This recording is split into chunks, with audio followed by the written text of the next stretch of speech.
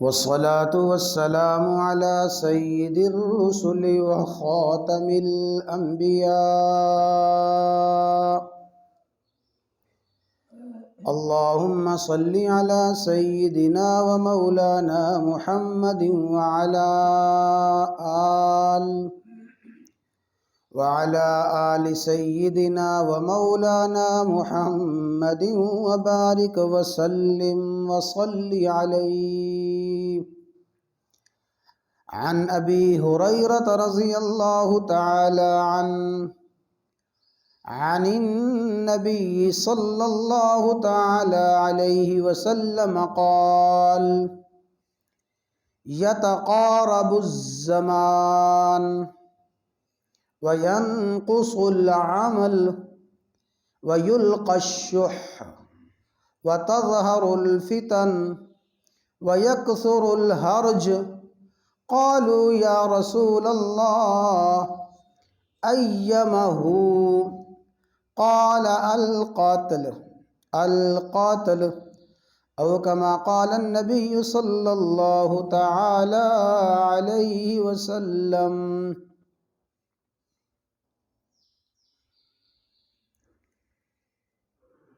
امام الانبیاء، سید الانبیاء، خاتم الانبیاء، سیدنا و مولانا محمد الرسول اللہ صلی اللہ تعالی علیہ وسلم کی جو حدیث مبارکہ پڑھی گئی ہے، اس حدیث میں رسول اللہ صلی اللہ تعالی علیہ وسلم نے 5 پیشین گوئیاں فرمائی ہیں اور 5 مستقبل کی خبریں بیان فرمائی ہیں، اور اپنی امت میں پیدا ہونے والے مختلف فتنوں کی اور مختلف برائیوں کی اور شرور کی نشاندہی فرمائی ہے۔ جیسے کہ پہلے عرض کیا جا چکا ہے کہ رسول اللہ صلی اللہ علیہ وسلم کی پیشین گوئیاں ایسی ہرگز نہیں ہیں جیسے عام لوگوں کی پیشین گوئیاں ہوتی ہیں۔ عام لوگ عقل مند، ماہر، مختلف قسم کی پیشین گوئیاں کرتے ہیں، لیکن کوئی پیشین گوئی سچی، کوئی جھوٹی ہوتی ہے۔ رسول اللہ صلی اللہ علیہ وسلم نے جو پیشین گوئیاں فرمائی ہیں اس وقت تک قیامت آ نہیں سکتی جب تک آپ کی تمام پیشین گوئیاں پوری نہ ہو جائیں گی۔ رسول اللہ صلی اللہ علیہ وسلم نے ارشاد فرمایا: یتقارب الزمان، زمانہ اور وقت قریب ہو جائے گا۔ زمانہ وقت قریب ہوگا۔ اور دوسری حدیث میں اس کی یوں تشریح فرمایا لا تقوم الساعة حتی یتقارب الزمان، اس وقت تک قیامت نہیں آئے گی جب تک زمانہ اور وقت قریب نہ ہو جائے۔ اور اس کی مزید تشریح فرمائی حتی تکون السنۃ کالشہر، فرمایا سال ایسے گزرے گا جیسے مہینہ گزرتا ہے۔ والشہر کالجمعہ، اور مہینہ ایسے گزرے گا جیسے ہفتہ گزرتا ہے۔ وتکون الجمعۃ کالیوم، اور ہفتہ ایسے گزرے گا جیسے دن گزر جاتا ہے۔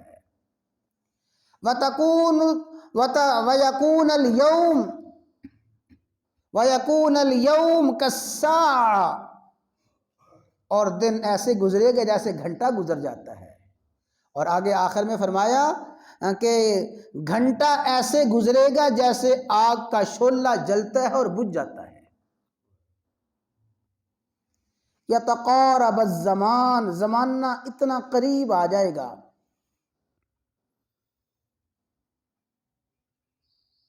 تمام احباب اہل دانش تشریف فرما ہیں، ایمانداری سے سوچیں اور بتائیں رسول اللہ صلی اللہ علیہ وسلم کی یہ پیشین گوئی 100% پوری ہو رہی ہے کہ نہیں ہو رہی؟ فرمایا زمانہ قریب آ جائے گا، اور محدثین اہل علم انہوں نے یتقارب الزمان کی تشریح فرمائی، فرمایا بعض لوگ عیش و عشرت میں، غفلت میں، موج میلے میں یوں مست ہوں گے، دن گزر گیا رات گزر گئی پتہ ہی نہیں چلے گا۔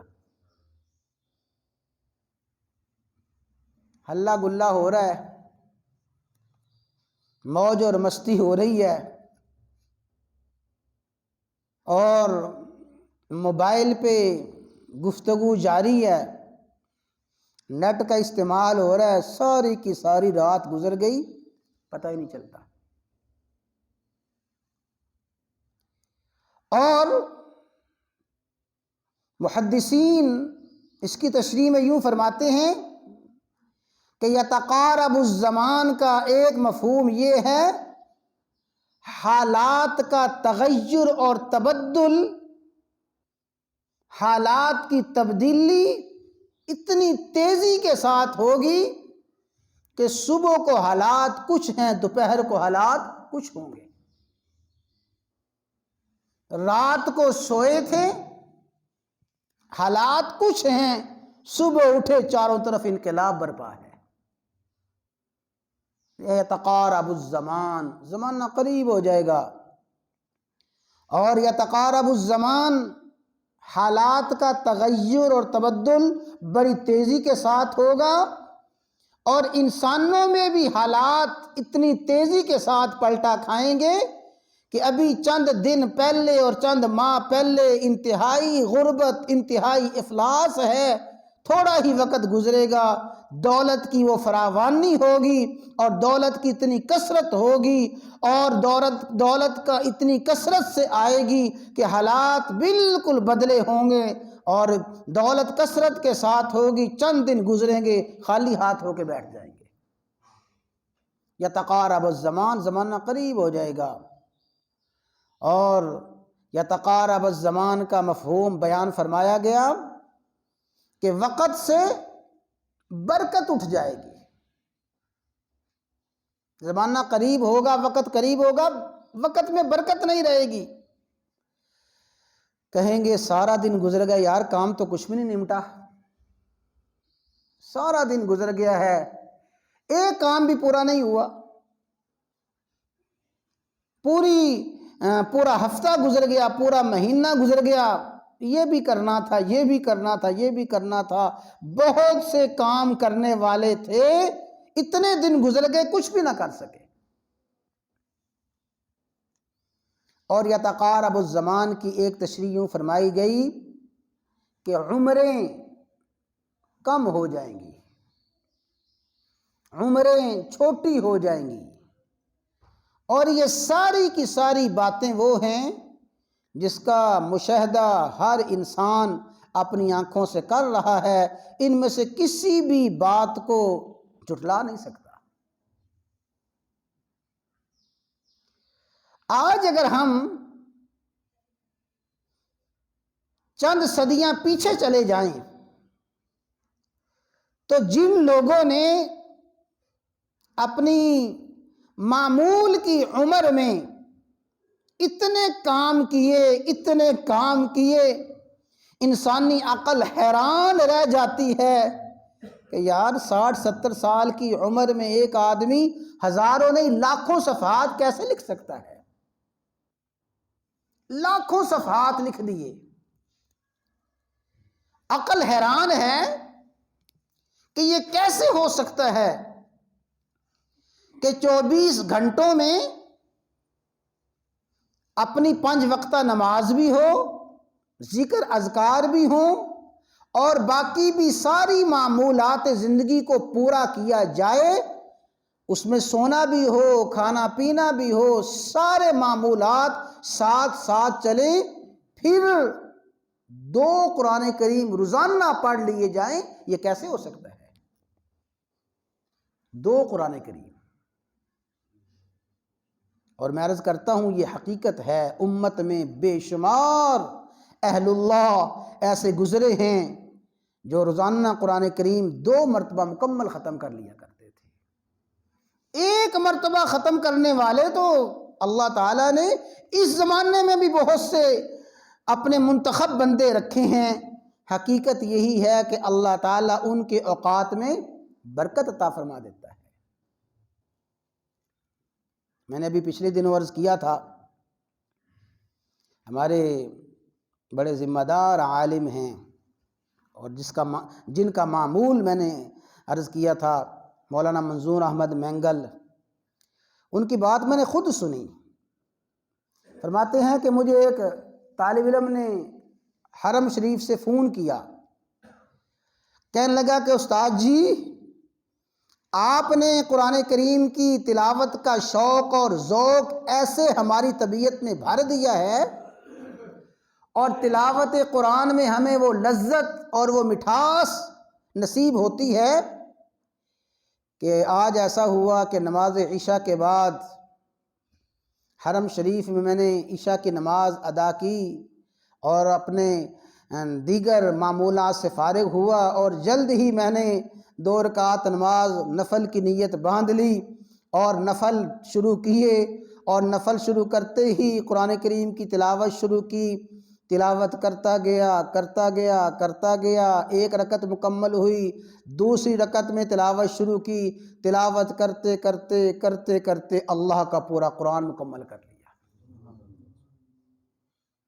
اور ابھی جب میں نے سلام پھیر کے دیکھا تو نماز فجر میں کچھ منٹ باقی تھے، کچھ منٹ باقی ہے، اور پورے کا پورا قرآن کریم مکمل کر لیا ہے. یہ اللہ تبارک و تعالی اوقات میں برکت عطا فرما دیتے ہیں. اور آج ہمارے پاس اوقات میں برکت کا جو بہت بڑا نسخہ ہے، ہم سب نے وہ نسخہ بھلا دیا ہے. میرے بھائیوں، نوجوان ساتھیوں، اوقات میں اپنے کام میں برکت کا جو بہت بڑا نسخہ رسول اللہ صلی اللہ علیہ وسلم نے ہمیں دیا ہے، آج بھی اس کو آزما کے دیکھ لیں. اللہم بارک لی امتی فی بکورنا، یا اللہ میری امت کے لیے وقت میں برکت فرما. صبح کے وقت میں، صبح کے وقت میں برکت فرما. الصبح، اور دن چڑھتے ہی اور طلوع سحر ہوتے ہی جو کام شروع کیا جائے اللہ تعالیٰ اس میں برکت عطا فرماتے ہیں. اور جو کاروبار ہی رات کو شروع ہو، اور جو کاروبار ہی دوپہر کے بعد شروع ہو، جو تجارت دوپہر کے بعد شروع ہو، جو بازار دوپہر کے بعد کھلیں، آباد ہوں، بظاہر تو وہ آباد ہوں گے، تجارت ہوگی، اللہ تعالیٰ اس ساری کی ساری تجارت میں سے برکت اٹھا دیں گے. گھروں کے کام کاج ہیں، اپنی زندگی کے دیگر معمولات ہیں، اول وقت میں شروع کریں، اللہ تعالیٰ اس میں برکت عطا فرمائیں گے. اور ہم نے تو اپنے اکابر کو، بزرگوں کو دیکھا ہے کہ سفر بھی کرتے تھے، الصبح شروع کرتے تھے. صبح سفر کرنا، صبح سفر کرنا کہ سفر بڑی جلدی طے ہو جاتا ہے. اور فرماتے تھے کہ صبح کے وقت سفر اس لیے کرتا ہوں کہ تاکہ کوئی نماز سفر میں نہ آئے، ظہر سے پہلے اپنے مقام پہ پہنچ جائے. جب یہ ہمارے ہاں معاملہ ہے ہی نہیں ہے تو پھر وقت میں برکت کیسے آئے گی؟ کہاں گیا وہ وقت جب ہمارے بوڑھے سارے ڈیروں کے کام کاج سے فارغ ہو کے اکٹھے ہو کے کسی درخت کی چھاؤں کے تلے بیٹھ کے بڑی دیر دیر تک باتیں کرتے رہتے تھے۔ حقہ پی رہی ہیں، ساتھ ساتھ باتیں کر رہی ہیں، گھروں کی مائیاں بڑیاں سارے گھروں کے کام کاج کر کے اکٹھی بیٹھ جاتی ہیں، کوئی سیویاں بنا رہی ہیں، کوئی اپنے اور کام کاج کر رہی ہیں، اور اکٹھی بیٹھے باتیں کر رہی ہیں، حال احوال ہو رہے ہیں، سارے کے سارے کام سے فارغ ہو گئی ہیں۔ یہ خوشگوار حالات ہم میں سے ہر شخص نے اپنی آنکھوں سے دیکھے ہیں، لیکن آج یہ چیزیں ہمارے لیے خواب بن کے رہ گئی ہیں۔ کیوں؟ یتقارب الزمان، زمانہ قریب ہوگا، وقت سے برکت اٹھ جائے گی، اور زمانہ قریب ہوگا، حالات بڑی جلدی جلدی بدلیں گے، تو وقت تو میرے بھائیوں ساتھیوں جلدی سے چلا جائے گا۔ خوش قسمت و خوش نصیب وہ ہے جو اس وقت کو قیمتی بنا لے۔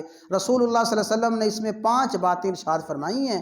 پہلی بات یہی ہے تقارب الزمان، زمانہ قریب ہو جائے گا، وقت جلدی جلدی گزرے گا، سال مہینے کی طرح، مہینہ ہفتہ کی طرح، ہفتہ دن کی طرح، اور دن گھنٹے کی طرح، اور گھنٹہ آگ کے شعلے کی طرح۔